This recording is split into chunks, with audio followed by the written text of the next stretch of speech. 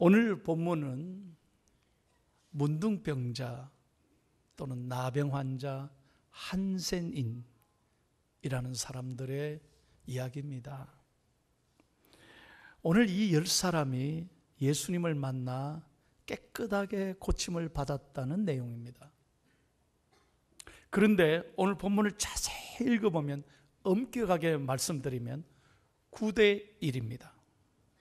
왜 그럴까요? 제가 지금부터 여러분에게 그 이유를 설명을 드리려고 합니다. 결론적으로 말씀드리면 10명이 다 고침을 받았는데 그 중에 9사람은 감사하지를 못했어. 딱 한 사람만이 예수님께 감사했다는 이야기예요. 먼저 여러분, 예수님 앞에 나온 이 10사람에 대해서 생각해 봅시다. 이 10사람 모두는 공통점이 뭐냐면 모두 다 나병 환자였습니다. 한센인이었습니다. 성경에 보면 나병에 대해서, 문둥병에 대해서 많이 기록하고 있습니다. 민수기 12장에 보면 모세의 누이 미리암이 모세를 깔보다가 비웃었잖아요.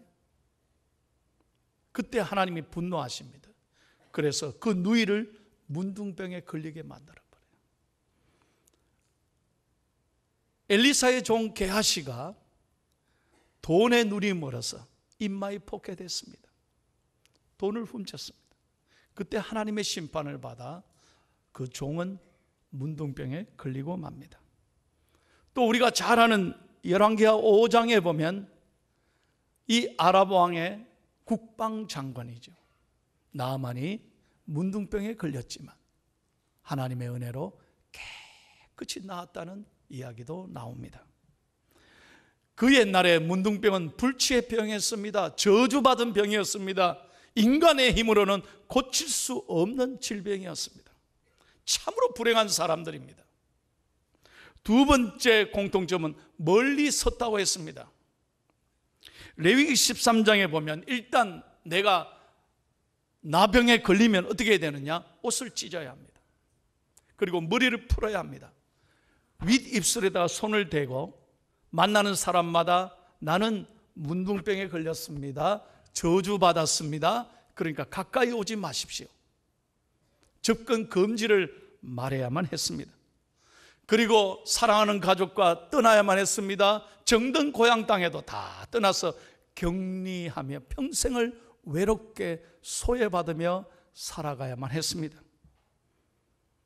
그래서 그들은 예수님을 만났지만 가까이 오지 못하고 군중 속에 끼지 못하고 멀리 서서 예수님을 바라봤다는 것입니다. 세 번째 13절 한번 다 같이 보겠습니다. 13절 다 같이요. 성경을 시작.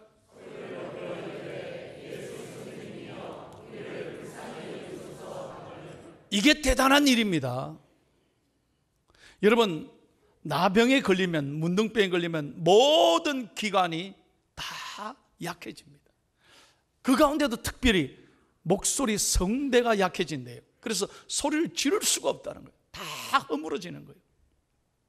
그런데 이들이 멀리 있어서 예수님 앞에 소리 질렀다는 건 힘을 다해서 간절하게 외쳤다는 그런 얘기가 되는 것입니다.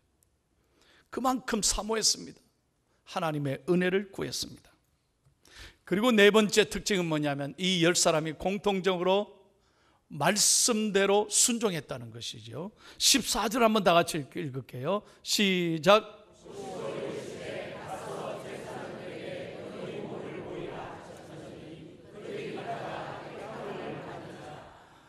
레위기 13장에 보면 이렇게 병에 걸려서 고생하다가 내가 깨끗이 나으면 나았다고 끝나는 게 아니에요. 누구에게 갔습니까?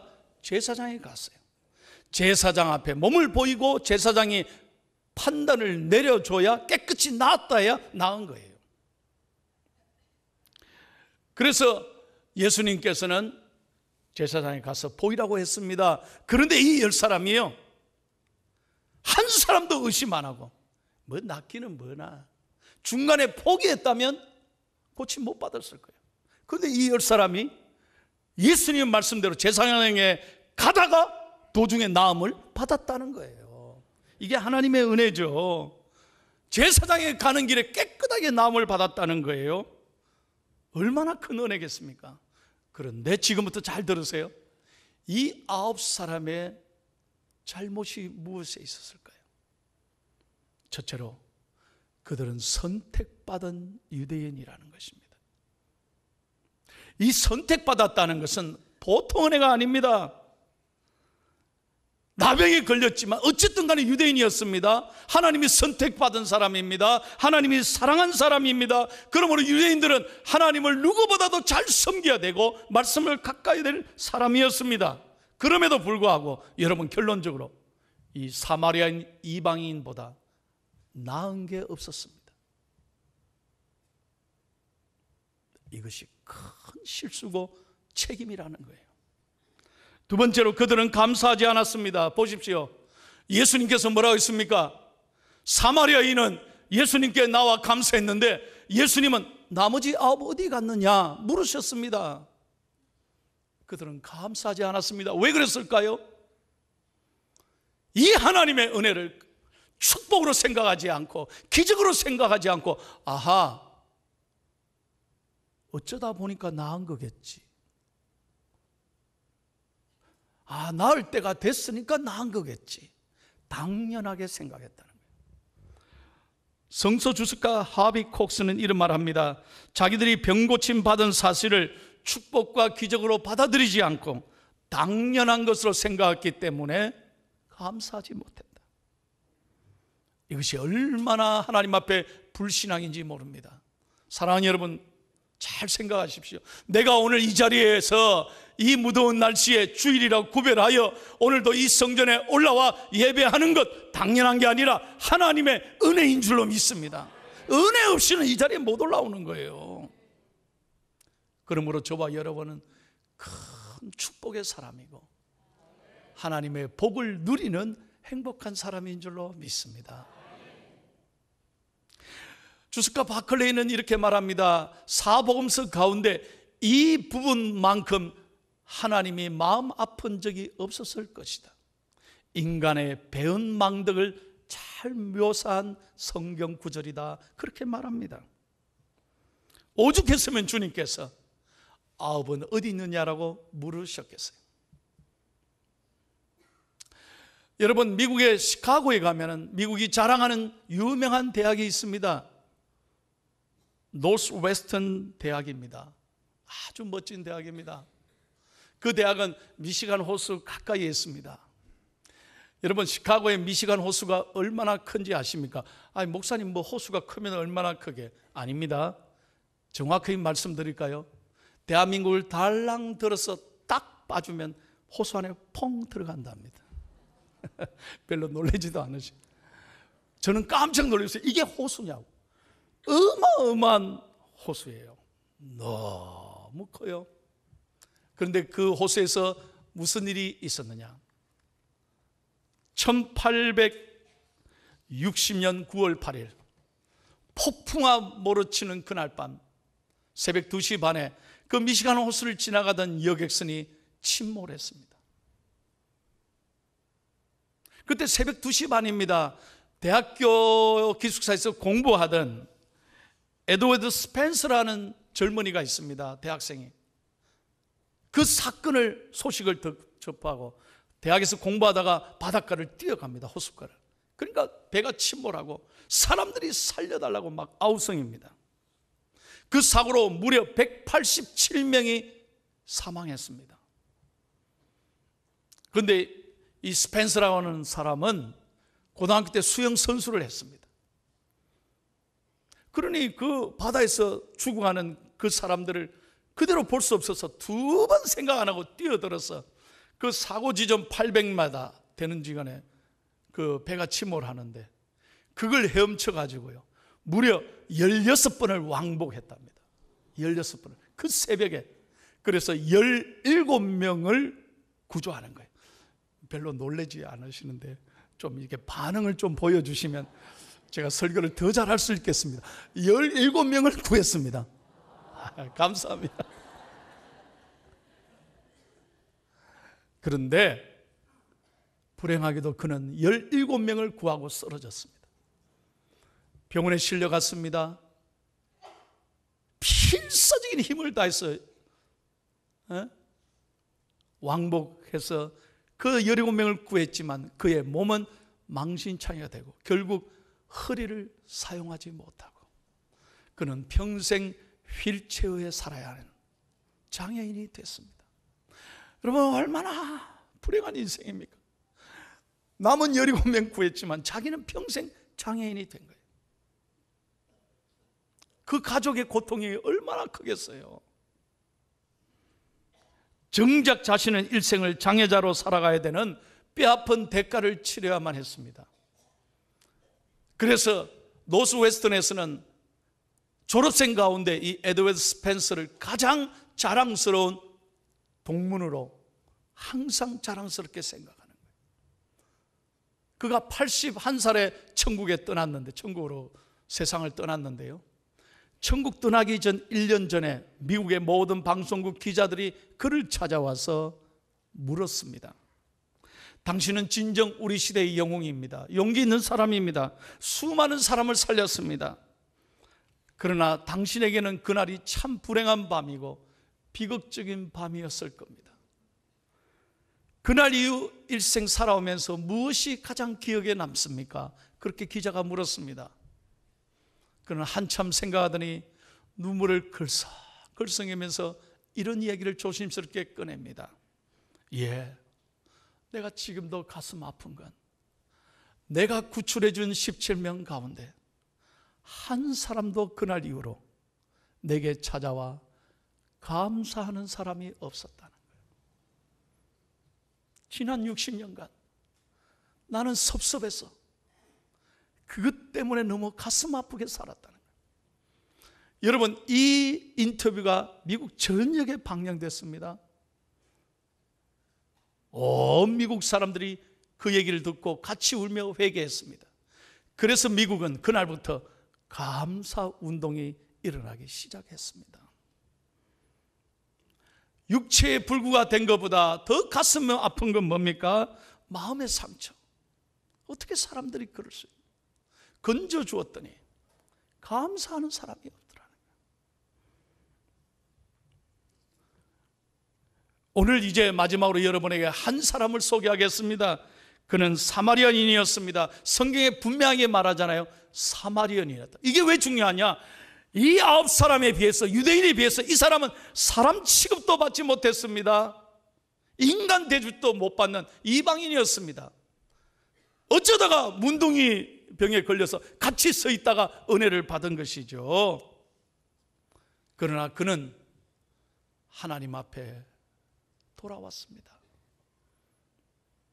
너무 감사해서 예수님 앞에 나와 영광을 돌렸습니다. 15절 다 같이 읽겠습니다. 여러분, 15절 시작.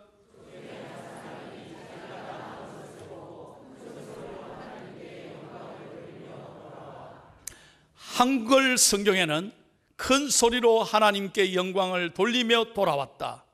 그러니까 영광을 돌리며 찬양하며 돌아왔다 했는데 영어 성경에는 그렇게 되지 않습니다. 순서가 바뀌어 있습니다. 먼저 돌아왔다. 돌아온 다음에 찬양하고 감사했다는 거예요. 죄송하지만 제가 영어를 읽겠습니다. And one of them, when he saw that he has healed, turned back. And with a loud voice glorified God. 그는 돌아왔고 하나님 앞에 영광을 돌렸다. 여러분, 감사하는 경계선이 뭡니까? 기준이 뭡니까? 먼저 하나님 앞에 돌아왔다는 것입니다. 이게 중요한 거예요. 여러분은 어느 자리에 있습니까? 감사의 출발은 하나님 앞에 돌아와야 합니다. 그래야 감사가 일어나는 거예요.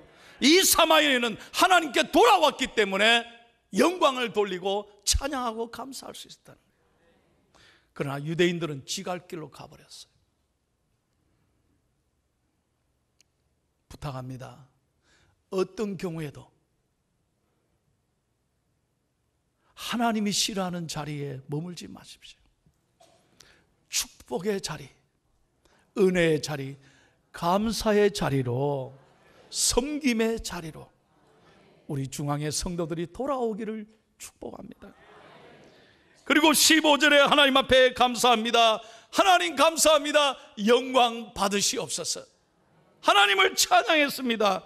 여러분, 은혜 받았지만 찬양하고 감사하고 기뻐하는 사람이 있는가 하면 입을 열지 않는 사람이 있다는 거예요. 이게 쉬운 거 아닙니다. 어떤 분이, 제가 잊을 수 없는데, 목사님 나이 70년 만에 교회 와서 한 30년 됐는데 이제 제가 손을 듭니다 하는 거예요.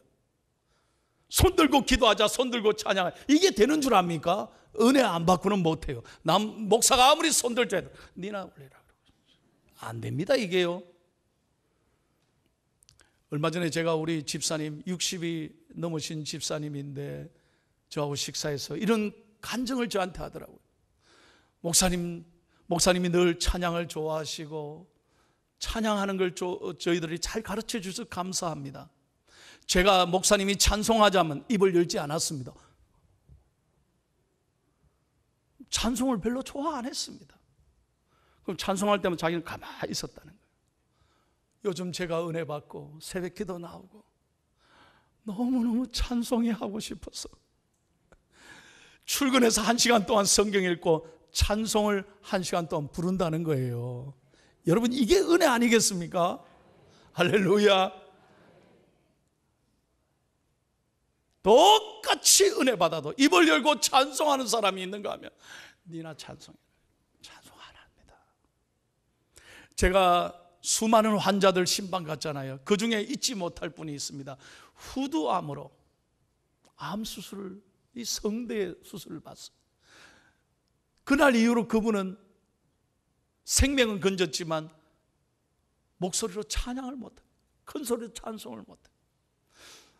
그날 마지막으로 수술 들어가기 전에, 마취를 받기 전에 제가 찾아가 신방하고 기도를 하는데 저에게 메모지를 꺼내서 썼습니다. 뭐라고 썼냐? 나는 잊지를 못하는 거예요. 목사님, 하나님이 저에게 다시 소리를 주신다면 온 세상이 떠나가도록, 목청이 터지도록 찬송하고 싶습니다. 이렇게 되니 찬송이 얼마나 귀한지 이제 알았다는 거예요. 그래서 그분은 예배당에 나와도 소리 높여 찬송은 못하지만 눈물로 속으로 찬송하는 거예요. 찬송하는 사람이 그렇게 부러운 거예요. 사랑하는 여러분, 우리 인생 아무것도 아니에요. 하나님이 부르시면 우리는 언제든지 가야 돼요. 생명이 내 겁니까? 물질이 내 겁니까? 자녀들이 내 겁니까? 착각하지 말아요. 하나님 앞에 늘 감사하며 찬송하는 저와 여러분이 되기를 축복합니다. 그리고 이 사마리아인은 하나님 앞에 살해했습니다. 감사했다는 것이에요. 여러분 이 말씀을 오해하시면 안 됩니다. 이 사마리아인이 뭐 물질로 살해했습니까? 아닙니다. 나병 환자가 무슨 돈이 있겠습니까? 그는 마음으로 진심으로 하나님 앞에 감사했습니다. 그걸 하나님이 기뻐 받으신 거예요. 우리 하나님이 여러분 가난한 하나님입니까? 거지입니까? 부족해서 여러분에게 원하시는 줄 아십니까? 아닙니다. 하나님이 원하시는 것, 우리의 마음이요 중심인 줄로 믿습니다. 믿음으로 감사하는 것, 이걸 받으시고, 여러분 그렇게 감사할 때 더 놀라운 것으로 하나님은 채워주시는 줄로 믿습니다. 감사하면 또 감사할 걸 주시는 거예요. 오늘 이 사람 잘 보세요. 19절 어떤 축복 받았습니까? 읽고 마치겠습니다. 시작.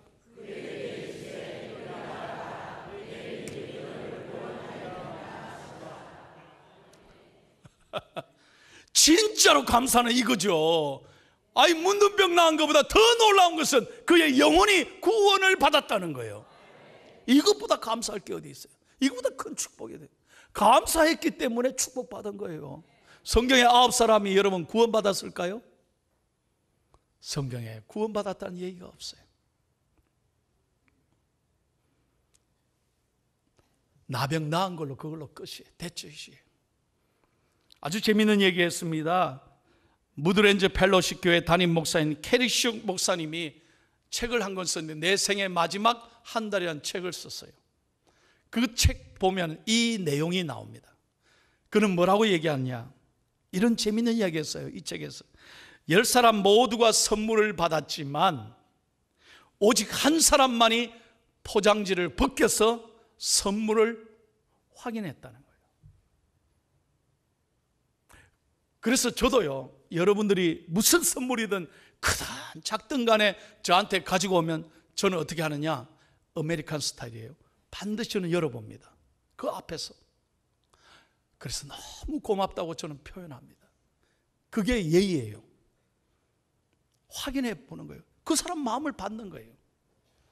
우리는 어떻게 합니까? 받으면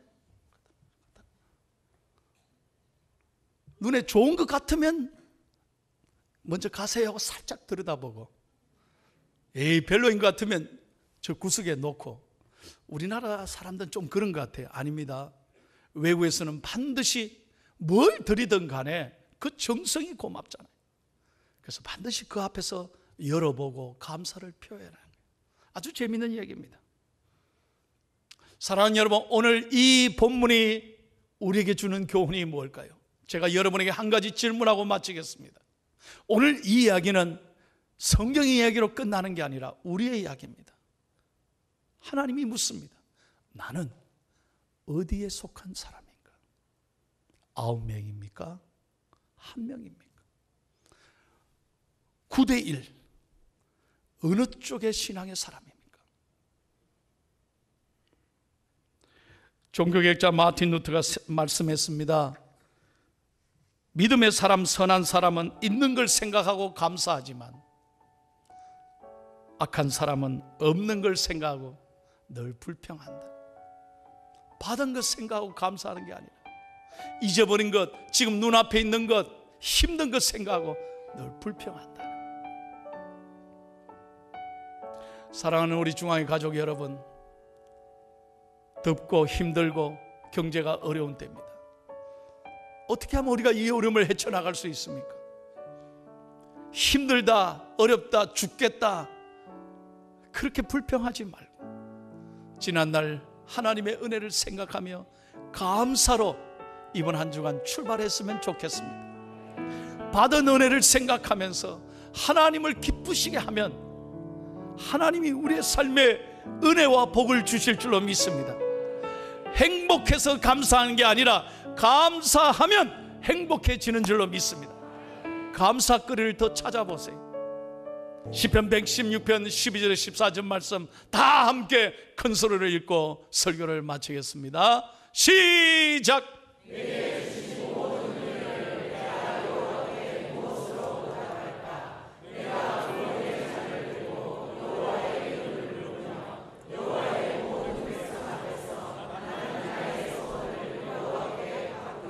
아멘. 할렐루야. 내게 주신 이 은혜를 내가 무엇으로 보답할고, 이 감사로 오늘 하루도 승리하시고 이번 한 주간에도 승리하는 저와 여러분 되기를 예수님의 이름으로 축원합니다.